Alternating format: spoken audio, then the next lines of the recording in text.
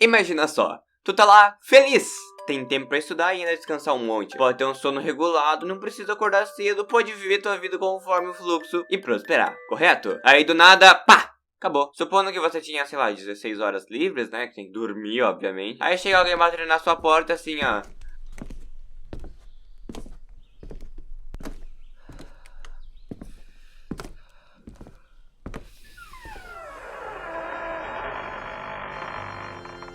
Quem é? Ensino integral. Ensino integral. Não. Não. Recentemente eu li o livro Você Não Sabe Estudar, do José Mário Chaves. É um livro legal, eu tenho algumas críticas, mas é um livro legal. Aí eu li um capítulo sobre sistemas estudantis geral, tipo escola e faculdade. E o autor falava categoricamente, evite faltar, preste atenção nas aulas, use a escola como objeto de estudos. Eu olhei e pensei, você tá louco, bicho? E na verdade eu pensei assim porque foi um choque de realidade ter ido daquela forma, por mais estranho que parecesse. Não consegui entrar na minha cabeça o que ele falou. Por quê? Porque durante toda a minha vida eu não podia de jeito nenhum depender da escola. Eu vivia um contexto em que os professores pulavam conteúdo, reduziam conteúdo, simplificavam conteúdo, tornavam raciocínios de coreba, não passava a lista de questão decente. O trabalho de fixação de conteúdo era... ai, aquele mapa mental maldito. E por mais que esse fosse meu caso, eu já vi muita gente passando por isso. Passando pela situação de ter o conteúdo super raso na escola. Então eu digo, não acho que vale a pena estudar pela escola. A escola tem vários problemas. E durante o meu segundo e terceiro ano de ensino médio, por exemplo, eu já vi estudado de verdade boa parte dos conteúdos. Eu chegava na escola e eu não prestava atenção nas aulas. Ignorava, ficava na minha. Eu conseguia simplesmente muito bem, porque eu tinha estudado por mim, não tinha dependido da escola. E muita gente acredita do fundo do coração que o aprendizado é algo que o professor vai te passar, vai enfiar na tua cabeça. Pessoas que terceirizam o aprendizado. Na real, o aprendizado é algo que, beleza, o professor pode te ajudar a ter. Mas o aprendizado depende de ti, depende da sua capacidade de esforço. E depois precisa revisar o conteúdo, seja lá por lista de questão ou por alguma revisão que você for fazer. Quando você entende de verdade o processo de estudar, você entende que você não pode depender 100% da escola. Ah, mas o livro do José Mário Chaves, ele tava claramente falando de uma situação ideal, em que você tem professores bons, professores ideais. Me responde, você vive nessa situação ideal? Todo o teu tempo de escola é realmente aproveitado? Não existe nenhum caso em que o tempo é perdido? Não existe nenhum caso em que o teu estudo é prejudicado? Hoje eu quero trocar uma ideia sobre como conciliar a escola com os estudos, como eu fiz isso e tudo mais. Eu vou trocar uma ideia sobre como se proteger da escola e evitar que a escola atrapalhe o seu estudo. Mas antes, vamos fazer a felicidade de alguns revolucionários. Nos últimos dias, dezenas de pessoas se juntaram para pedir um vídeo meu fazendo bolo de fubá. Juntei açúcar, fubá, farinha, ovo, leite, mais um monte de coisa e decidi ceder à revolução do fubá. Tem até hino revolucionário do fubá, gente. Só lembrando, não fazia ideia de como fazer bolo de fubá, eu sou simplesmente uma catástrofe na cozinha. Tanto que você vai me ver derramando coisa, lascando tudo no vídeo, enfim. E sinceramente, se não fosse minha avó ajudando com dica de bolo de fubá atrás das câmeras, esse bolo ia ter gosto de morte. Então bora lá, esse vídeo vai ser no estilo podcast. Vou fazer um bolo de fubá e vou trocar uma ideia. Foi a maneira que eu encontrei de fazer o bolo e ainda assim trocar ideia produtiva com a massa dos meus inscritos. Massa de bolo. Desculpa, essa foi ruim.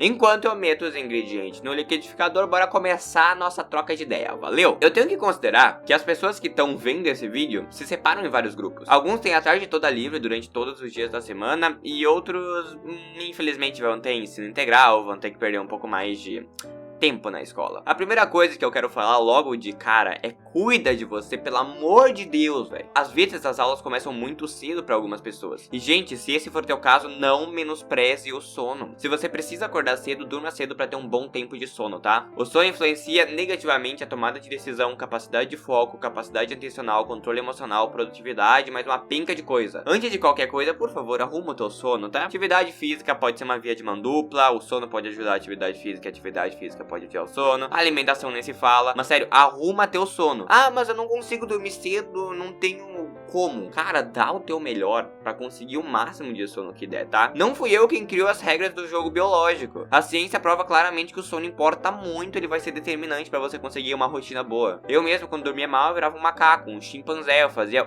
a. O controle emocional ia pro ralo, eu ficava mais impulsivo, e isso tem explicações provadas biologicamente. Então cuida do teu sono, tá? Que já vai piorar muita coisa.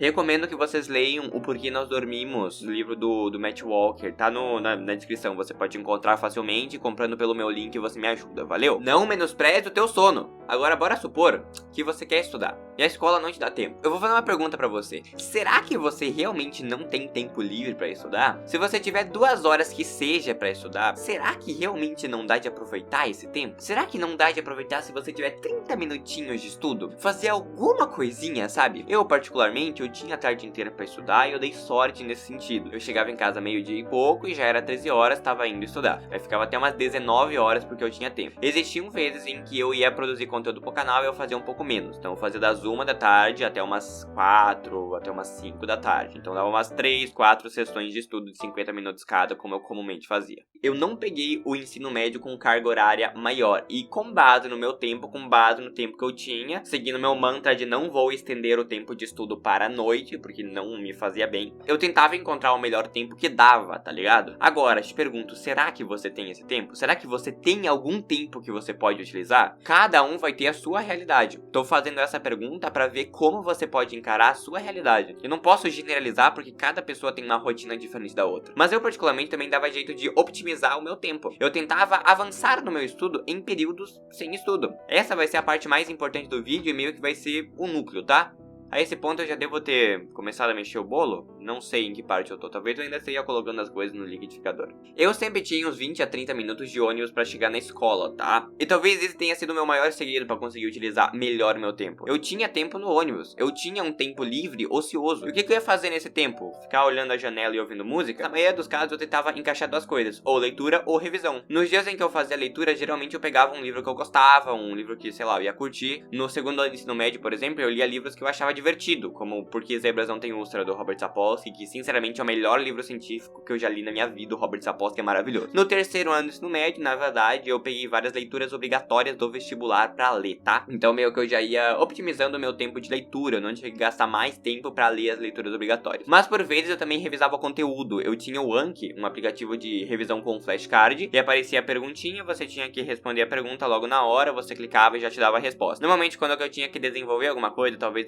desenvolver algum cálculo, o que eu fazia? Eu tinha uma caneta touch, que eu tinha comprado na época, pra ficar riscando a tela do celular, e ajudava demais. Então, sei lá, aparecia pra você deduzir uma fórmula maluca, eu ia lá, já riscava, deduzia essa fórmula maluca e já partia pro próximo. Sério, ajudava bastante, otimizava o tempo e eu podia fazer de qualquer lugar, revisar de qualquer lugar. Então, pô, isso me ajudou também. Então eu chegava em casa, não precisava mais revisar, não precisava mais ler, eu já tinha feito algo, tá ligado? Ah, mas não era tanta coisa, não era tanta coisa, mas era algo. Também existia um contexto em que no meio da aula eu simplesmente estava safe. Alguns professores me deixavam, que bom que eles deixavam, sei lá, pegar o celular, ficar revisando, ou fazer alguma questão de matemática. Eu fazia bastante questão do fórum do hotel de Hilbert, inclusive. Tinha bastante questão interessante lá, eu respondia as questões e tudo mais, eu utilizava o meu free time, o meu tempo livre na escola, o tempo que tecnicamente eu estaria utilizando pra prestar atenção em uma aula, mas os professores não obrigavam. Eu usava esse tempo pra fazer algo produtivo pra mim, fazer uma questão. Porque normalmente os conteúdos que eu via na escola eu já sabia, eu simplesmente já dominava eles. E tem aquela coisa de que eu prefiro estudar pra mim, eu realmente não acho interessante a ideia de depender de uma instituição de ensino. Então era outra maneira que eu utilizava o meu tempo pra conseguir fazer algo pra mim, pra conseguir estudar pra mim. Claro que nem sempre eu tava 100% assim, nossa, vou estudar igual um maluco. Tem dias e dias, né? Tem dias que você acorda mais...